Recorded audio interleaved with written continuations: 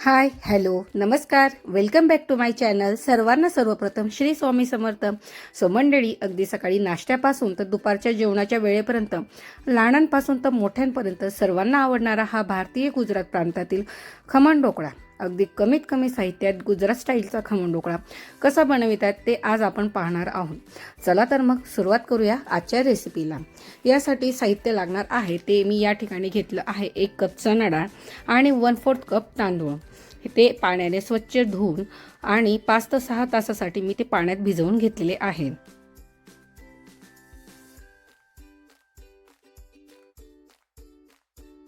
हा पदार्थ चणा डाळ आणि तांदूळ यांच्या आंबवलेल्या मिश्रणापासूनच बनविला जात असतो.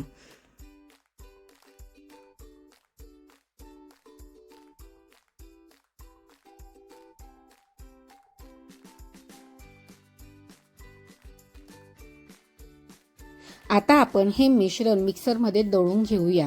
अगदी जाडसर न दळता मीडियम कन्सिस्टन्सीमध्ये हे दळून घेऊया. आणि यात कुठल्याही एक्स्ट्रा पाण्याची गरज नसते, म्हणून एक्स्ट्रा पाणी न ॲड करता थिक अशी कन्सिस्टन्सीमध्ये हे बॅटर तयार करून घेऊया. आणि 2 ते 3 मिनटं याला कंटिन्युअसली आपण या ठिकाणी फेटून घेऊया. आता आपण यामध्ये 1 टेबलस्पून हळद मिक्स करून घेऊया आणि छानपैकी मिश्रण फेटून घेऊया. आता त्यामध्ये मी 3 ते 4 टेबलस्पून दही ॲड करणार आहे. जर दही जास्त आंबट असेल तर या ठिकाणी तुम्ही दह्याचं प्रमाण कमी करायचं. दही आणि हळद या ठिकाणी छानपैकी एकाच डायरेक्शनाने मिक्सर छानपैकी फेटून घ्यायचं आहे. आणि या मिश्रणाला एक प्रॉपर टेस्ट आणि एक टेक्स्चर येण्यासाठी याला उबदार अशा जागेमध्ये 6 ते 7 तासासाठी आपण ठेवून घेऊया.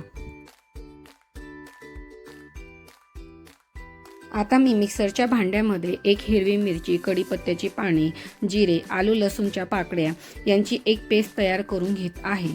आणि ही पेस्ट मी मिश्रणामध्ये टाकणार आहे, कारण की थोडा यात तिखटपणा यावा यासाठी. आणि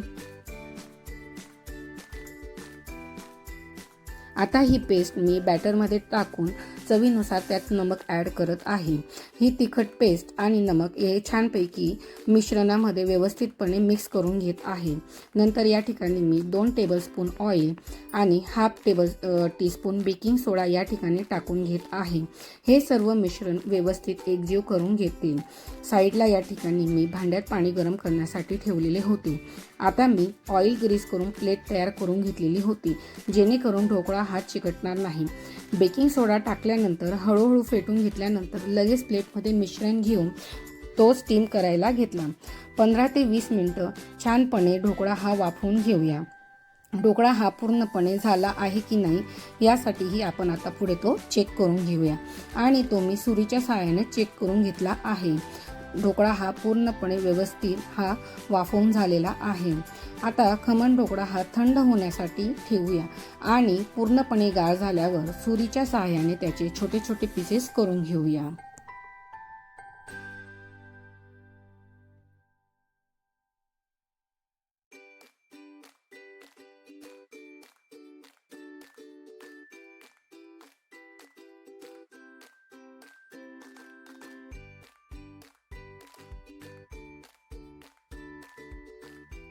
आता एका फ्राय पॅनमध्ये 1-2 चमचे तेल घेऊन त्यात मोहरी, कढीपत्ता, हिरवी मिरची, तीळ यांची आपण फोडणी करून घेऊया.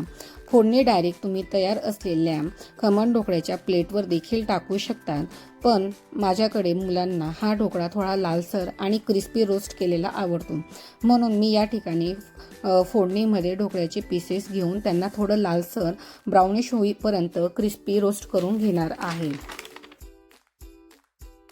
सो मंडळी, या ठिकाणी आपला गुजरात स्टाईलचा खमण ढोकळा रेडी झालेला आहे. हा खमण ढोकळा तुम्ही हिरव्या कोथिंबीरीने व तळलेल्या मिरचीने सजवू शकता. सो गाईस, आता तुम्हाला हा खमण ढोकळा बनविण्याची सोपी अशी रेसिपी समजली असेल. इनोचा वापर न करता दहीच्या साहाय्याने आपण खूप छान प्रकारे हा खमण ढोकळा तयार करू शकतो आणि तो छान असा स्पॉन्जी देखील होत असतो. हा स्वादिष्ट आणि पौष्टिक पदार्थ तुम्ही नक्की तुमच्या कुटुंबियांसोबत आणि फ्रेंड्ससोबत नक्की एन्जॉय एन्जॉय करा. आणि आय होप हा व्हिडिओ तुम्हाला आणि ही रेसिपी तुम्हाला नक्कीच आवडली असेल तर मला नक्की कमेंटमध्ये सांगा. सो मंडळी, अशा छान छान आणि नवीन कमीत कमी साहित्यांमधल्या रेसिपी मी घेऊन येत असते. सो अजूनही तुम्ही चॅनलला भेट दिली नसेल तर नक्की भेट द्या. आणि व्हिडिओ आवडला असेल तर व्हिडिओला एक लाईक आणि एक कमेंट करायला विसरू नका. आणि अजूनही चॅनलला सबस्क्राईब केलं नसेल तर नक्की सबस्क्राईब करा. भेटूया पुन्हा अशाच एका नवीन रेसिपीसोबत आणि एका नवीन माहितीसोबत.